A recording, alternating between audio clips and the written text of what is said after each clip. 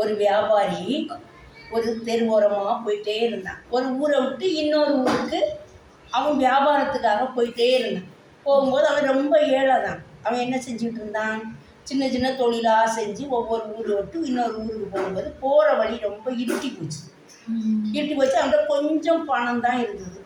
அந்த கொஞ்சம் பணத்தை வச்சு அவன் அப்படி போயிட்டே இருக்க நேரம், ஏதோ ஒரு தொழில் செய்யலாமேன்னு போயிட்டே இருக்க நேரம், வழியில் 2-3 கள்ளனுங்க வந்து அவனை பிடிச்சி அடின்னு அடித்து உயிர் தான் கிடக்குதே தவிர மற்றபடி நல்லா வேதனைப்படுத்தி போயிட்டாங்க. அதோ ஒரு காட்டு ஓரமாக கிடக்குது. ஏன்னா ஒரு ஊரை விட்டு இன்னொரு ஊருக்கு போகும்போது அந்த பக்கத்தில் வழிபோக்கர்கள் அவ்வளோவா இருக்க மாட்டாங்க. அது வீடுகளும் அதிகம் இருக்காது. அதனால இவனுக்கு வியாபாரத்துக்காக போனதில்ல. இப்போ பாவம் அவனுக்கு அங்கே யாருமே ஒரு உதவிக்கு இல்லை. இவன் அப்படியே மணிக்கு உயிருக்கு போராடிட்டே இருக்கான். அந்த நேரம் அந்த பக்கம் வழியாட்டு ஒரு குரு, ஒரு ஃபாதர் அந்த பக்கம் வழியாக போகிறாரு. போன அப்படி மணியை பார்த்துட்டு கடிகாரத்தை அப்படி பார்த்து ஓ எனக்கு நேரம் ஆகுது, பூசைக்கு போகணுமே அப்படி இப்படின்னு சொல்லிட்டு அப்படியே விட்டுட்டு போயிடுவார். கொஞ்ச நேரம் கழிச்சு ஒரு பரிசை, எப்போவுமே அவன் பெரிய வேதாந்தம் பேசுவான்.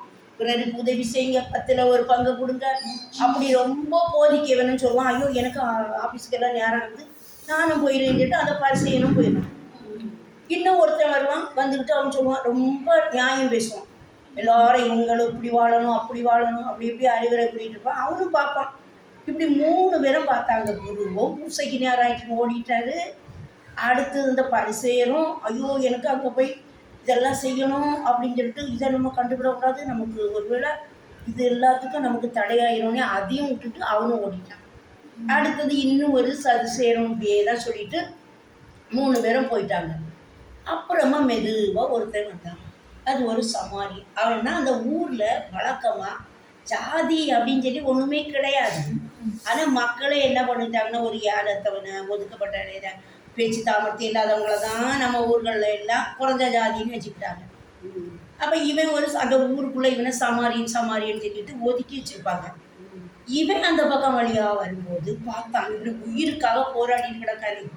இந்த போராடிட்டு இருக்கவனை நம்ம இனி பாவம் இப்படி விட்டுட்டு போகக்கூடாது, இவனும் ஏதோ வேலை விஷயமா தான் அவங்க போகிறான், அதனால இப்படி விட்டுட்டு போகக்கூடாது அப்படின்னு சொல்லிட்டு இவனை தூக்கி ஒரு அந்த பக்கத்தில் ஒரு சாவடி, ஒரு மருத்துவமனை போல ஒரு சாவடி இருந்தது. அப்போ அந்த நேரத்துல எல்லாம் பெரிய ஹாஸ்பிட்டல் ஆமாம், அதனால சும்மா ஒரு சாவடி போல் ஒன்று இருந்தது. அங்கே ஒரு மருத்துவச்சி இருந்தது. அப்படி கவனிச்சிடும்.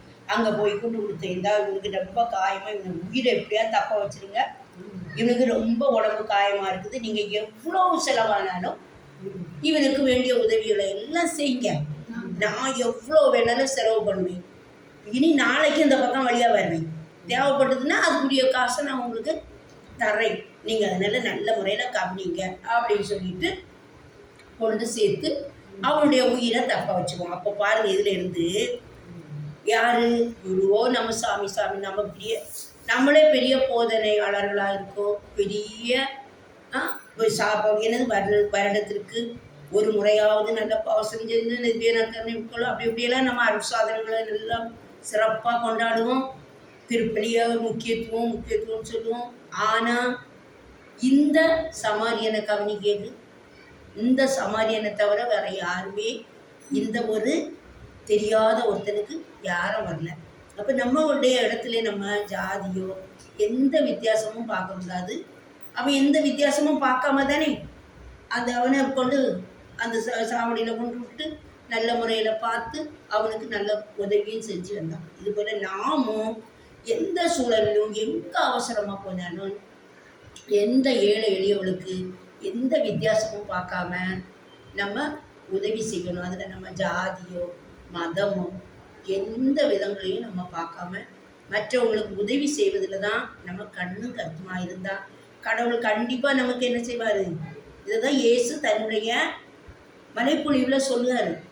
இதில் இந்த சமாரியன் ஒருத்தன் தான் வந்து உதவி செஞ்சாரே தவிர பாருங்கள், எவ்வளவுக்கும் சமுதாயத்தில் ரொம்ப பெருமைப்பட்டவன் எவனுமே செய்யலை பாருங்கள் அப்படின்னு இயேசு அது ஓகே சொல்லி மக்களை தெளிவுபடுத்துவார். இதே போல தான் நம்மளும் இதன் மூலம் எந்த மக்களையும் வேறுபாடின்றி எல்லாருக்கும் நம்மளால் முடிஞ்ச உதவியை நம்ம செஞ்சால் கடவுள் கண்டிப்பாக அந்த வலது கை செய்யது இடது கை அறியாமல் இருக்கட்டும். ஆனால் நீ ஒரு கிண்ணம் கொடுத்தாலும் அதற்கு நீ பலன் கொடுக்காம உனக்கு கடவுள் போகவே மாட்டார். அப்படி இருக்கும்போது இப்படிப்பட்ட உதவியெல்லாம் நம்ம தாராளமாக செய்வோம். சரியா? ம்.